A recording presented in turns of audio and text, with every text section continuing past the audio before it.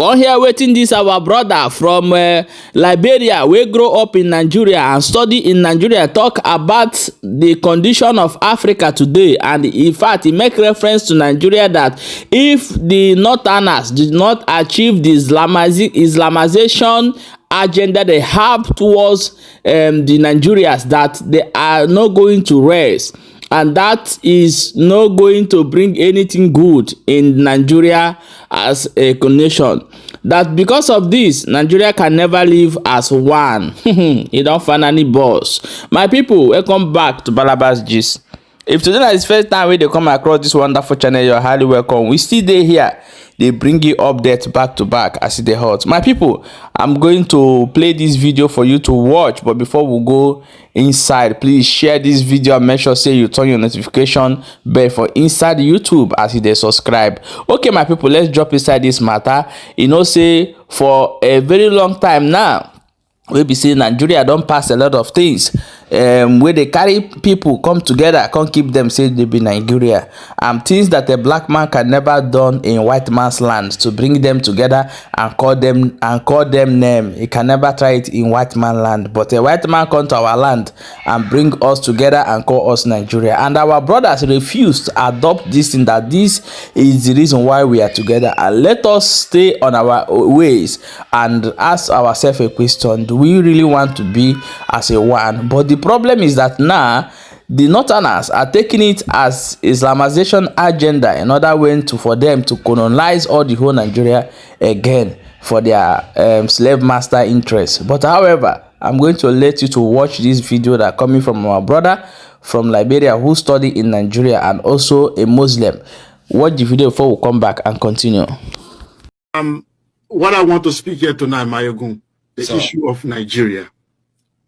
Nigeria, I'm from Liberia, by the way. The name of my country is Liberia. And if you know Liberia, Nigeria helped us in the 90s when we had civil war in our country. Liberia was falling apart. We fought civil war, from 1999 down to 2003, and Nigerian forces helped quench the civil war in Liberia. So Nigeria was the hope of the continent, the giant of Africa, the country we all look up to and say, one day in the future, this is going to be our China. This is going to be our United States. If Nigeria succeeds, Africa succeeds. Every African, especially if you live in West Africa, I'm not talking about regular people, but people who really analyze issue, you will know that Nigeria was the hope of the continent. But unfortunately, in the last 10 years, we've seen Nigeria going down the drain. We've seen Nigeria promising future now becoming dashed, and we've seen that it seems that there's no hope. So when people are making a lot of analysis, I come in and tell them that this is my own understanding. The problem in Nigeria is a summary of what is happening in all of African countries, which is number one, the way we got independence, the institutions that we inherited were not decolonized. It's like the colonial masters made a deal with people we call freedom fighters, and they replaced them. They just replaced the white Oyibo with our black brother who continue the colonial legacy. And I will give you an example. Your police is a typical colonial police. During the colonial era, the police was meant to protect the colonial elite. The police was there to beat up the people, subdue them, and terrorize them to protect the colonial masters. That's what the African police do now. That's what the Nigerian police does. The elite of the colonial era, they were bourgeoisie who lived in Africa, but then their real home is London. Their hospital is Paris. When the colonial masters get sick, they take them to Lisbon, they take them to Paris, they take them abroad to go to get treated in the what they call the metropole.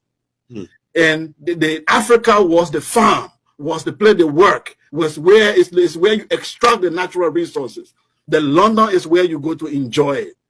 Our elite are following the same pattern. The educational institutions were designed to make the colonial masters to look like saviors and tell the people who have been exploited to appear as if they are being indebted. They have to be grateful to the colonial masters for giving them education. why that education was actually a miseducation. If you watch our education today, it followed the same pattern. The religion was created to pacify the public in order for them not to stage a revolution. The colonialists were in bed with the religious masters. They tell the people to calm down. In fact, our traditional rulers, some of them were compromised. Those of them who refused to compromise were removed from their throne. If you compromise with the colonial system, then you remain on your throne. Today is the same thing. Our traditional leaders have to compromise with the men in Abuja. The unknown forces in Abuja, in the capital. They have to connive with them to destroy your destiny. Now, all I'm saying here is that the colonial system continues, but it has just changed face. It just have a black face on it. So I say this to tell you, when people say, let's divide Nigeria, let's break up the country, let's have a Yoruba nation, let's have a Igbo nation. As a Pan-Africanist, I'm sad because our philosophy was to create a black United States of Africa. So when we see now that a country like Nigeria cannot survive, that means that our theory has been debunked. But here is what we tell people. It doesn't matter if you divide Nigeria today into 7 countries. The same elite who are in bed with London, who are in bed with these forces in Europe, they will be the same elite who will take over this country. Example, South Sudan and Sudan. Did South Sudan become better after they broke out from Sudan? I don't think so. Many countries are broken up in Africa after independence, but it was the same elite who were transported to those new countries. The main people who wanted actual freedom were killed, were removed. Those who wanted real transformation were replaced with the bourgeoisie. Then the second thing I want to say, the forces, the internal forces that are working in African countries are against the people. If you look at Nigeria very well today, you can determine the future of Nigeria by looking at the forces that are controlling Nigeria. What are these internal forces? One, the religious group. I grew up in northern Nigeria. I went to school there. I was born a Muslim. I studied the Quran. I went to, if you have been to Niger State, Mina, if you know the institution called RET, Islamic Education Trust in Mina, controlled by Sheikh Ahmed Lemu. Those are the people that brought me up. They gave me scholarship. I went to that school in New Horizons College. I graduated there. I learned the Quran. I was a Muslim until I started traveling, and I decided to put religion aside. What I saw in northern Nigeria is that these people were colonized twice. They were first colonized by the Sokoto Caliphate through the Islamic Revolution. They were still under that colonialism, then the British colonialism came. So they are not in alignment with you in the South. You don't understand. They are operating under 2 influence of colonial culture that they have inherited. One, they inherited an extreme version of Islam called Wahhabism, which even Saudi Arabia is trying to abolish and embrace modernity. This northern Nigeria inherited an archaic, outdated Islamic view that came from Baghdad and Saudi Arabia those days. They inherited it. And it is very much entrenched in their culture.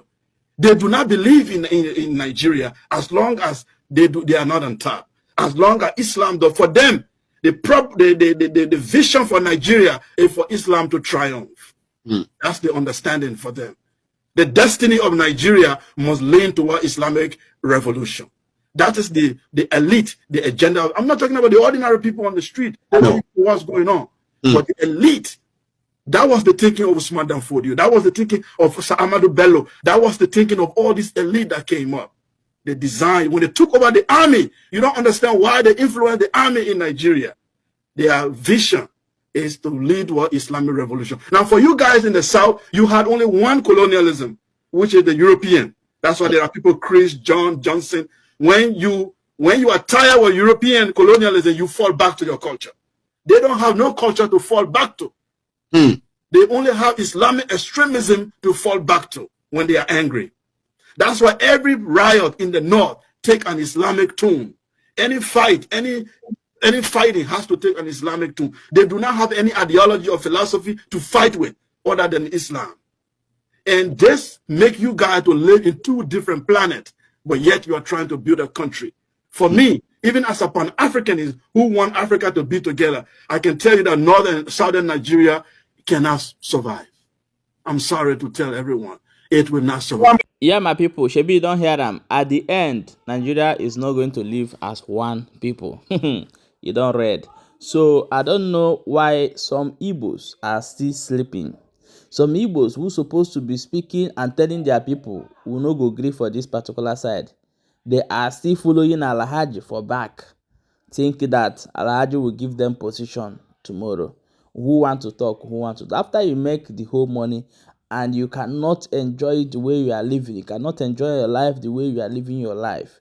You see that even the some Arab nations are trying to get out from this particular jihadists or whatever they call them, their religion, Islamization of a thing, their Sharia laws and all those things. They are trying to get out from it, and people are trying to impose it on us. We are romancing them because of money, my people. You guys, I don't know who do this to us, but however, share the video and make sure you follow this page for more updates. Drop your own opinion for inside the comment section. Thank you.